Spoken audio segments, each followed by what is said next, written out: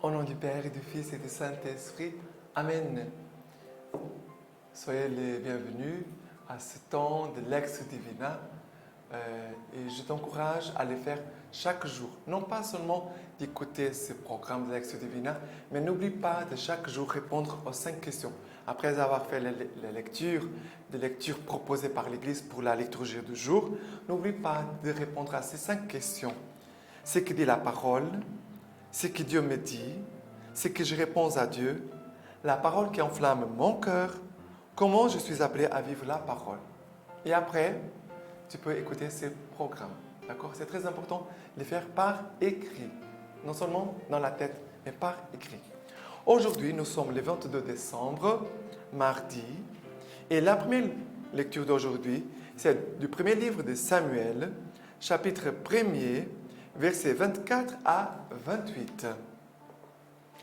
Lorsqu'elle lut Sévré, elle le fit monter avec elle en même temps qu'un taureau de 3 ans, une mesure de farine et une outre de vin, et elle le fit entrer dans le temple du Seigneur à Silo.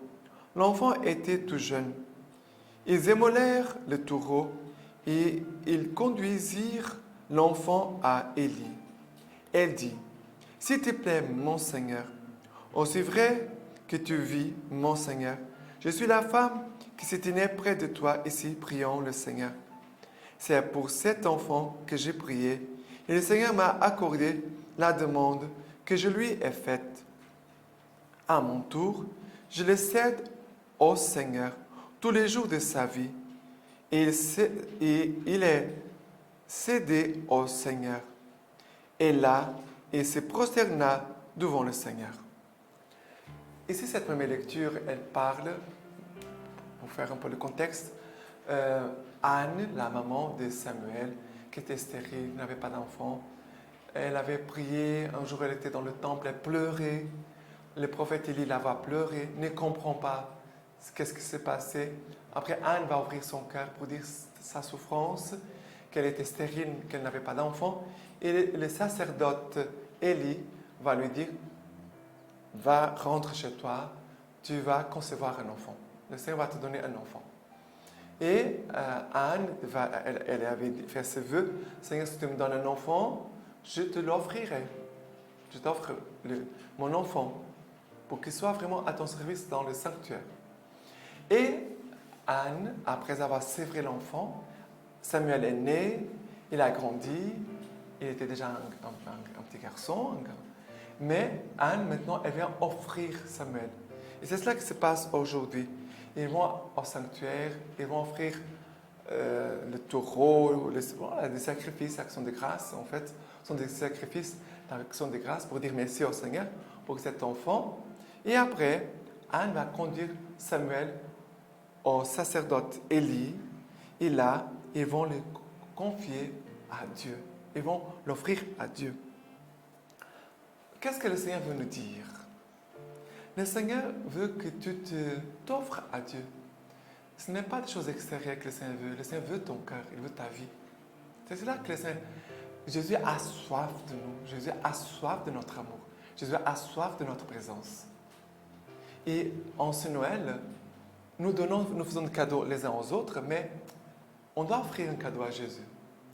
Bien sûr, c'est notre conversion, notre chemin de fidélité au Seigneur, oui, de persévérance, oui, mais aussi d'offrir notre personne, dire Seigneur, en ce Noël, je m'offre à toi, je me consacre à toi, à ton service. Ma vie ne m'appartient plus. Et qu'est-ce que c'est beau ici? Anne, elle donne avec joie. Elle donne son nom. Elle avait un seul enfant. Elle a reçu un enfant. Elle va l'offrir avec joie. Et qu'est-ce qu'elle va dire? À mon tour, je le cède au Seigneur tous les jours de sa vie. Tous les jours de sa vie. Il est cédé au Seigneur. Et là, il se prosterna devant le Seigneur. Et là, Samuel se prosterne aussi. Samuel dit, voilà, je me donne aussi. Ce n'est pas ma maman aussi qui me donne, mais moi aussi, j'accepte d'être donné, de me livrer au Seigneur. C'est très beau. Après, pour le psaume d'aujourd'hui, c'est la suite de ce passage de Samuel. c'est le chapitre 2, verset 1 et verset 4 à 8. Ça veut dire, Anne, elle va jubiler de joie devant le Seigneur, elle va faire chanter un cantique à Dieu. Elle va dire, Anne pria et dit, mon cœur exulte en le Seigneur. Ma corne s'élève en Seigneur. Ma bouche est large ouverte contre mes ennemis, car je me réjouis en ton secours. Verset 4. L'arc des puissants est brisé, mais les défaillants se saignent de force. Les rassasiés s'embauchent pour du pain, mais les affamés cessent de travailler. La femme stérile enfante cette fois, mais celle qui a de nombreux fils se flétrit. C'est le Seigneur qui fait mourir et vivre, qui fait descendre au Sheol et en remonter. C'est le Seigneur qui appauvrit et qui enrichit, qui abaisse et aussi qui élève. Il retire de la poussière les faibles, du fumier et relève les pauvres, pour les faire asseoir avec les nobles et leur assigner un siège d'honneur. Voilà ce cantique d'Anne dont nous avons lu une petite partie. Je vous invite à tout lire, ce cantique. Mais Anne, vraiment, elle jubile. Elle dit, le Seigneur a vu la mort qui était en dedans de moi, parce que la stérilité, c'était comme une mort. Le Seigneur a vu cette mort qui était en moi, et Dieu l'a rendue féconde. Et regardez, en nous, il y a des stérilités. Non pas, je ne parle pas physiquement, parce que la stérilité la plus grave, ce n'est pas la stérilité physique. Ce n'est pas ça. Le Seigneur nous pourra nous donner d'enfants de plusieurs manières. Quelqu'un qui n'a pas un enfant naturellement, ça veut dire de ses entrailles, le Seigneur peut te donner d'autres manières. Mais si ton cœur, si ton âme est stérile, ça c'est grave. Hein? Parce qu'une stérilité physique n'amène pas à la mort éternelle. Mais la stérilité spirituelle dans notre âme nous conduira à la mort éternelle. Anne, elle chante la visitation de Dieu dans sa vie. Bien sûr, d'une façon concrète, par son enfant Samuel. Mais nous devons chanter, car le Seigneur passe dans notre âme pour nous rendre féconds, spirituellement parlant. Et elle va dire comme ça, l'arc des puissants est brisé. Alors, voyez les contrastes. Les puissants sont brisés. Les défaillants se saignent de force. Les rassasiés s'embauchent pour du pain. Les affamés cessent de travailler. Ça veut dire que le Seigneur les comble de tous les biens. Après, la femme stérile enfante cette fois. C'est elle qui avait beaucoup d'enfants. Elle se flétrit. Voilà tous les contrastes pour dire que le Seigneur, c'est lui, de lui que vient la grâce. Si tu as la force, demande au Seigneur que ta force puisse être au service du Seigneur. Si tu as des biens, dis Seigneur, que tous les biens que le Seigneur m'a donnés, ou que le Seigneur encore me donnera, que je puisse aussi les mettre au service des autres. Si j'ai des enfants, Seigneur, je t'offre mes enfants. Seigneur, je te les offre aussi pour ton service. Je veux le montrer, le chemin vers toi. Voilà, ici c'est l'essentiel que le Seigneur est en train de nous parler à travers les cantiques d'Anne. Car vraiment, le Seigneur s'est abaissé pour venir nous rencontrer. Là où nous sommes, dans nos souffrances, dans nos difficultés, le Seigneur se penche et vient nous rencontrer. Et après, l'évangile d'aujourd'hui, c'est Luc chapitre 1, versets 46 à 56. Marie dit alors, « Mon âme exalte le Seigneur, et mon esprit tressaille de joie en Dieu mon Sauveur, parce qu'il a jeté les yeux sur l'abaissement de sa servante. Oui, désormais, toutes les générations me diront bienheureuse, car le Tout-Puissant a fait pour moi de grandes choses, saint est son nom. Et sa miséricorde s'étend d'âge en âge sur ceux qui le craignent. Il a déployé la force de son bras. Il a dispersé les hommes au cœur superbe. Il a renversé les potentats de leur trône et élevé les humbles. Il a comblé des biens les affamés et renvoyé les riches les mains vides. Il est venu en aide à Israël son serviteur, se souvenant de sa miséricorde, selon qu'il l'avait annoncé à nos pères, en faveur d'Abraham et de sa postérité à jamais. Marie demeura avec elle environ 3 mois, puis elle s'en retourna chez elle. Ici, c'est la continuation de l'évangile d'hier. Nous avons entendu Marie qui va visiter Élisabeth. Et Marie, après avoir entendu Élisabeth qui lui dit « Heureuse c'est toi qui as cru à l'accomplissement de toutes les paroles que le Seigneur t'a adressées », Marie va chanter aussi ces cantiques de louange. Vous voyez, notre psaume aujourd'hui, c'est les cantiques d'Anne. Et l'évangile d'aujourd'hui, c'est les cantiques de Marie.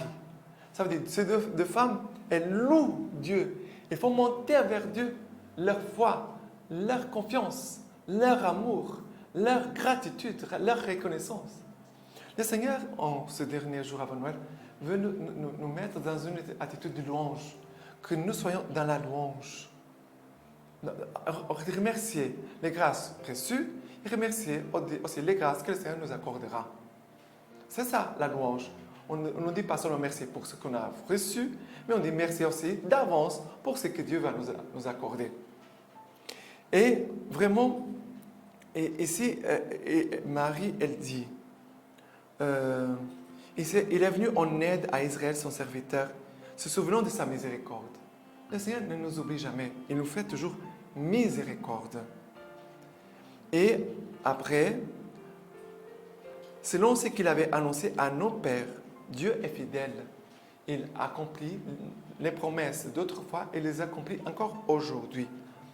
En faveur d'Abraham, selon ce qu'il avait annoncé à nos pères, en faveur d'Abraham et de sa postérité à jamais. Ça veut dire que Marie chante Dieu qui, grâce à toutes les personnes dans le monde, qui ont existé, qui ont passé même dans le monde, que le Seigneur vraiment à qui Dieu a manifesté son amour, sa fidélité, son élection. Le Seigneur aujourd'hui veut te donner la grande joie de dire « Je suis un élu de Dieu.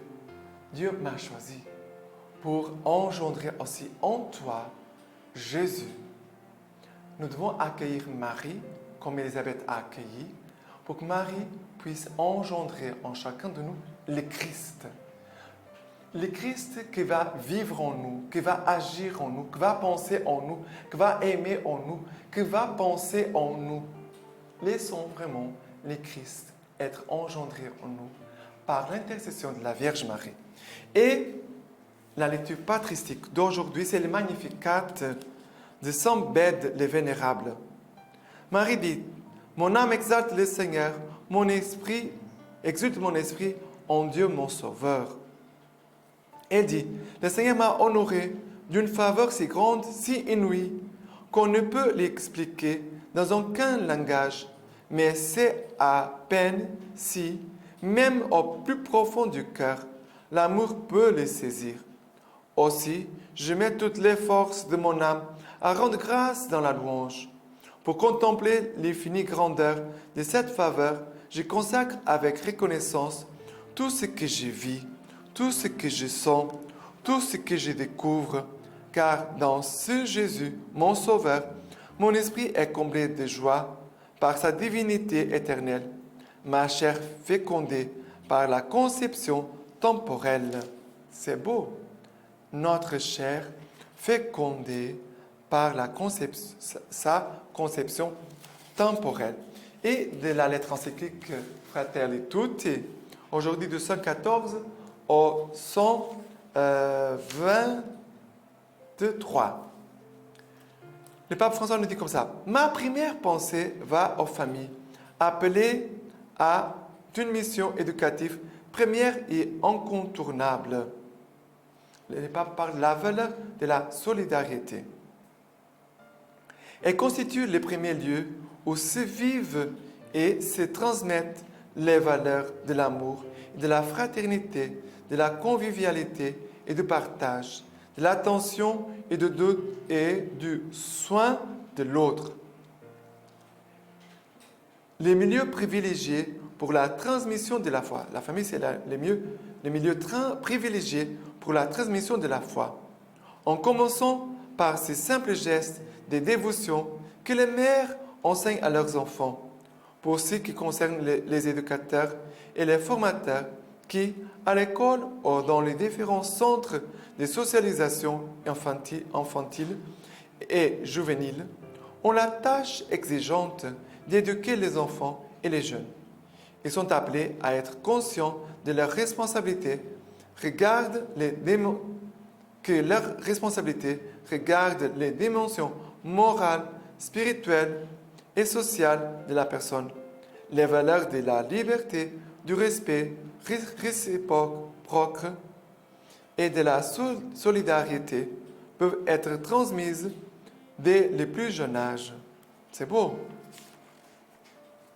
Après, elle va dire, au numéro 117, lorsque nous parlons de protection de la maison commune qu'est la planète, nous nous référons à ce minimum de conscience universelle et de sens de sollicitude mutuelle qui peuvent encore subsister chez les personnes. En effet, si quelqu'un a de l'eau en quantité surabondante et malgré cela la préserve en pensant à l'humanité, c'est qu'il a atteint un haut niveau moral qui lui permet de se transcender lui-même ainsi que son groupe d'appartenance. Après, il va parler, remettre l'accent sur la fonction sociale de la propriété. Il va dire, car nous tous, en tant qu'êtres humains, nous naissons sur cette terre avec la même dignité. Nous sommes appelés à veiller à ce que chaque personne vive dans la dignité et ait des opportunités appropriées pour son développement intégral. Après, elle va dire, Dieu a donné à la terre, c'est une phrase Saint Jean-Paul II, Dieu a donné la terre à tous les genres humains pour qu'elle fasse vivre tous ses membres, sans exclure ni privilégier personne.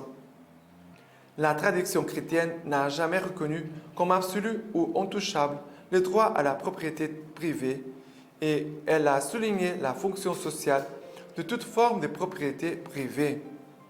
Le droit à la propriété privée ne peut être considéré que comme un droit naturel secondaire et dérivé du principe de la destination universelle des biens créés. Et cela comporte des conséquences très concrètes qui doivent se refléter sur le fonctionnement de la société. Ça veut dire que notre société doit changer, doit repenser que tous les biens de la terre sont pour tous. Et après, il va dire au numéro 123, droit sans frontières. Certaines activités des entrepreneurs est une vocation noble orientée à produire de la richesse et améliorer le monde pour tous. Dieu nous promeut, il attend de nous que nous exploitons les capacités qu'il nous a données et il a rempli l'univers de ressources. Mais dans tous les cas, les capacités des entrepreneurs qui sont un don de Dieu devraient être clairement ordonnées au développement des autres personnes et à la suppression de la misère, notamment par la création de sources de travail diversifiées. Les principes plus importants et prioritaires de la subordination de toute propriété privée à la destination universelle des biens de la terre et par conséquent le droit de tous à leur utilisation. Voilà des paroles qui sont très importantes non pas pour nous seulement les chrétiens, mais aussi pour tous les politiciens, les autorités, les personnes que nous enfants qui conduisent dans notre monde. Que vraiment l'Esprit Saint aussi puisse toucher tous nos cœurs de nous tous pour que notre monde soit plus fraternel, plus juste et plus digne. Et maintenant, je te laisse la bénédiction du Seigneur. Que le Dieu Tout-Puissant te bénisse et vous garde, lui qui est Père, Fils et Saint-Esprit. Amen.